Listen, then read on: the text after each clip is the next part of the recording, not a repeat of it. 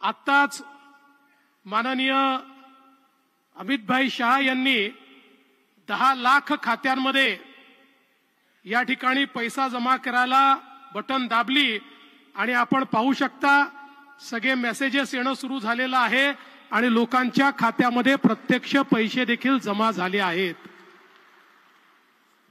आजचा दिवस हा याकरता देखील ऐतिहासिक आहे की मोदीजींनी प्रधानमंत्री आवास योजनेच्या पहिल्या टप्प्यामध्ये आपल्याला 13.57 लाख म्हणजे 13,57,000 घरं दिली होती आणि दुसऱ्या टप्प्यात पहिल्याच वर्षी 20 लाख घरं महाराष्ट्राला दिलेली आहेत. हा एक रेकॉर्ड आहे. आपण जर बघितलं तर देशामध्ये आजपर्यंत कुठल्या एका राज्याला एवढ्या मोठ्या प्रमाणात घरं यापूर्वी कधीही मिळाली नव्हती.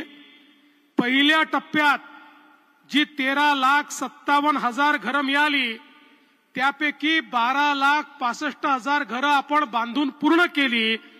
उर्वरित घरांचं काम देखील चाललेलं आहे. पण मी विशेष अभिनंदन करेन ग्राम विकास विभागाचं, कारण जानेवारी महिन्यामध्ये केंद्रीय ग्राम विकास मंत्री माननीय शिवराज सिंग चौहान साहेबांनी याच पुण्यामध्ये मला पत्र दिलं 20 लाख घरांच्या मंजुरीचं आणि आपण ग्राम विकास विभागाला सांगितलं की 100 दिवसामध्ये या 20 लाख घरांना प्रत्यक्ष मान्यता मिळाली पाहिजे. आणि आज केवळ 45 दिवसामध्ये याच पुण्यामध्ये ग्रामविकास विभागाने 20 लाख घरांची मंजुरीचं पत्र आणि सोबत 10 लाखांच्या खात्यामध्ये प्रत्यक्ष पैसे देणं हे आज आपण या ठिकाणी संपन्न केलेलं आहे. 10 लाखांच्या खात्यामध्ये पैसे गेले असले तरी उर्वरित 10 लाखांना काही मागे ठेवणार नाहीये. त्यांची खाती अलाइन करणं चाललेलं आहे.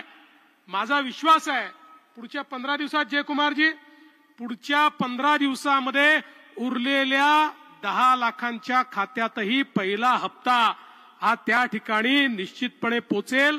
आणि मला खरोखर आनंद आहे की एक अत्यंत महत्वाचा अशा प्रकारचा कार्यक्रम आपण करतोय.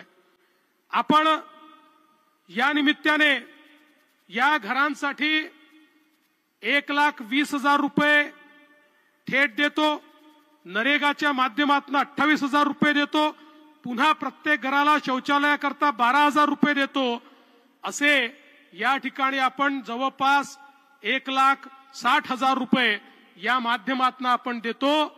पण मध्यंतरीच्या काळामध्ये आमचे उपमुख्यमंत्री एकनाथ शिंदेजी, अजितदादा पवार, मी आणि ग्रामविकास मंत्री आम्ही एकत्रित बसलो होतो आणि आम्हाला असं वाटलं की आता याच्यामध्ये वाढ झाली पाहिजे आणि म्हणून आम्ही 50,000 रुपये अनुदानात वाढवण्याचा निर्णय घेतलेला आहे.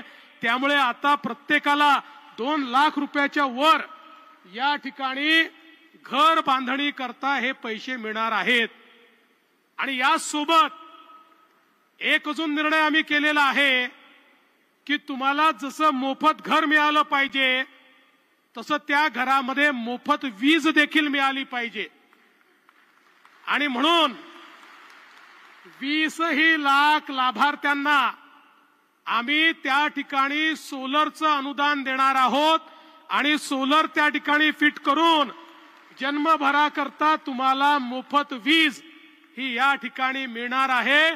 कारण मोदीजींच्या ठाई केवळ समाजातला गरीब शेतकरी, शेतमजूर, बाराबलुतेदार हा त्यांच्या पहिल्या रांगेमध्ये बसतो. आणि म्हणून मोदीजींनी सांगितलं हा जो शेवटचा माणूस आहे त्याची पहिले चिंता करा, त्याला घर द्या, त्याला शौचालय द्या, त्याला या ठिकाणी मोफत वीज द्या. आणि म्हणून हा कार्यक्रम या ठिकाणी आम्ही हातामध्ये घेतलेला आहे. आपण जर विचार केला तर इतक्या मोठ्या प्रमाणात हा सगळा निधी या ठिकाणी आपल्याला मिळणार आहे। आणि यासोबत आपण 13 लाख घरं, मागचे 20 लाख घरं आताचे, आणि यासोबत आपल्या ज्या वेगवेगळ्या योजना आहेत, रमाई आवास योजना, शबरी आवास योजना, पारधी आवास योजना, अटल बांधकाम कामगार योजना, अहिल्या आवास योजना, यशवंतराव चव्हाण मुक्त वसाहत आणि ओबीसी करता सुरू केलेली मोदी आवास योजना, या सगळ्या योजनांच्या अंतर्गत आपण 17 लाख घरं बांधतो आहोत।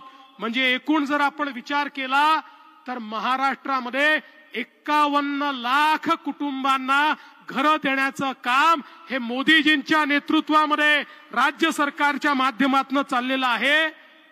आणि याच्यावरची गुंतवणूक किती आहे? 70,000 कोटी रुपये याकरता आपण गुंतवणूक करतो आहोत। आणि सोलर जर त्याच्यामध्ये ऍड केला तर हळूहळू 1 लाख कोटी रुपये आपण केवळ आमच्या सामान्य माणसाला घरं देण्याकरता या ठिकाणी वापरणार आहोत। या निमित्ताने मला एवढंच सांगायचं आहे की अतिशय चांगल्या पद्धतीनं ग्रामविकास विभागाने हे जे काम केलेलं आहे त्याबद्दल मी ग्रामविकास विभागाचे आमचे मंत्री जयकुमार गोरेजी, आमचे राज्यमंत्री योगेशजी, आमचे सचिव आणि ग्रामविकास विभागाच्या अंतर्गत जिल्हा पातळीवर काम करणारी मग ती सगळी टीम, जिल्हा परिषदेची असो, ती जिल्हाधिकाऱ्यांची असो, ती विविध विभागांची असो, या सगळ्यांचं अभिनंदन करतो। पण तुमचं काम आता चालू झालेलं आहे, संपलेलं नाहीये।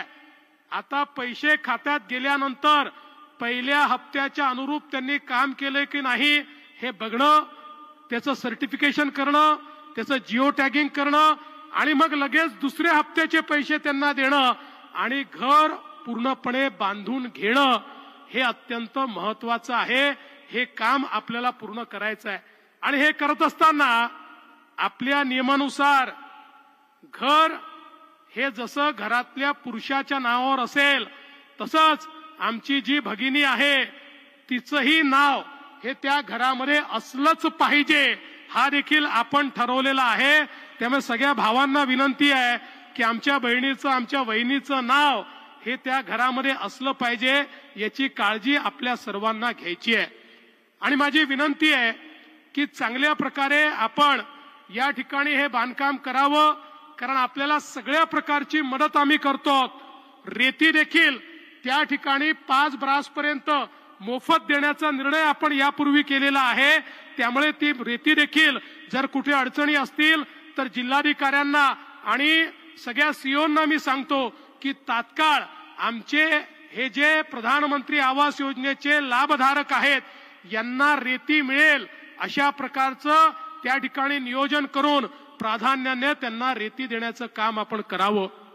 मी आज या निमित्ताने आपल्या सर्वांना मनापासून शुभेच्छा देतो।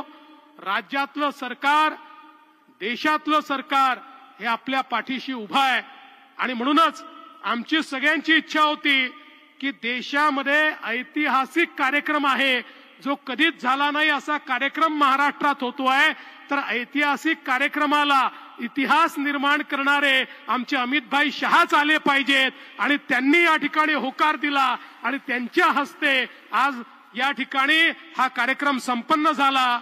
त्याबद्दल त्यांचे मनापासून आभार मानतो आणि पुन्हा एकदा आपल्या सर्वांचं अतिशय मनपूर्वक स्वागत करून मी माझे 2 शब्द संपवतो। धन्यवाद। जय हिंद, जय महाराष्ट्र।